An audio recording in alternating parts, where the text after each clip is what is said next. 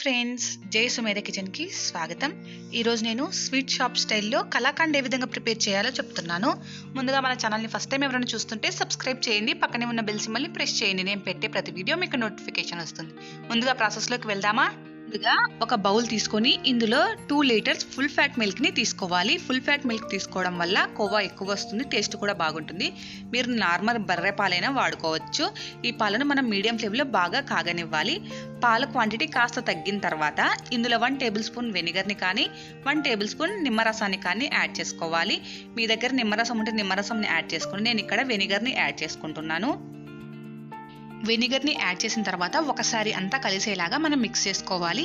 ఇలా బాగా ఉడుకుతున్న పాలలో లెమన్ని కానీ వెనిగర్ని కానీ యాడ్ చేయడం వల్ల పాలు అనేవి చక్కగా విరిగిపోతాయి.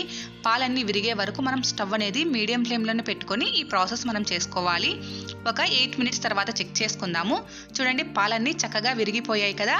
ఇప్పుడు స్టవ్ అనేది మీడియం టు లో ఫ్లేమ్ మిడిల్లో పెట్టుకొని బాగా మిక్స్ చేసుకుంటూ పాలు అనేది హాఫ్ క్వాంటిటీ తగ్గే వరకు మనం బాగా బాయిల్ చేసుకోవాలి. ఒక 20 మినిట్స్ తర్వాత చెక్ చేసుకుందాము. చూడండి, పాల క్వాంటిటీ హాఫ్ తగ్గిపోయింది కదా. ఇలా హాఫ్కి తగ్గిన తర్వాత మనం బాగా కలుపుకుంటూనే ఉండాలి, స్టాప్ చేయకుండా. ఇప్పుడు ఇందులో హాఫ్ కప్పు వరకు షుగర్ని యాడ్ చేసుకుంటున్నాను. 2 లీటర్స్కి నేను హాఫ్ కప్ యాడ్ చేసుకుంటున్నాను. తక్కువ తినే వాళ్ళు ఇంకాస్త తక్కువగా, ఎక్కువ తినే వాళ్ళు ఇంకాస్త ఎక్కువగా యాడ్ చేసుకొని ఇదంతా బాగా కలిసేలాగా మిక్స్ చేసుకోవాలి.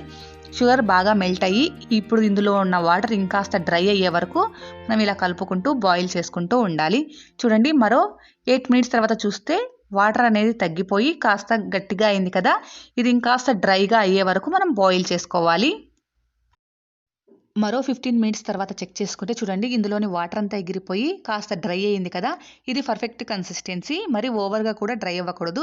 ఈ కన్సిస్టెన్సీ వచ్చిన తర్వాత స్టవ్ ఆఫ్ చేసుకొని ఒక బౌల్లోకి ట్రాన్స్ఫర్ చేసుకొని ఇలా ఈవెన్గా స్ప్రెడ్ చేసుకోవాలి. స్ప్రెడ్ చేసుకున్న తర్వాత కాస్త చల్లారనివ్వాలి. కాస్త చల్లారిన తర్వాత ఈ బౌల్ని వేరొక ప్లేట్లోకి ఈ విధంగా ట్రాన్స్ఫర్ చేసుకోవాలి. ట్రాన్స్ఫర్ చేసుకొని ఒక 2 సార్లు బాగా ట్యాప్ చేసుకొని దీన్ని పైన క్యాప్ని రిమూవ్ చేసేయాలి.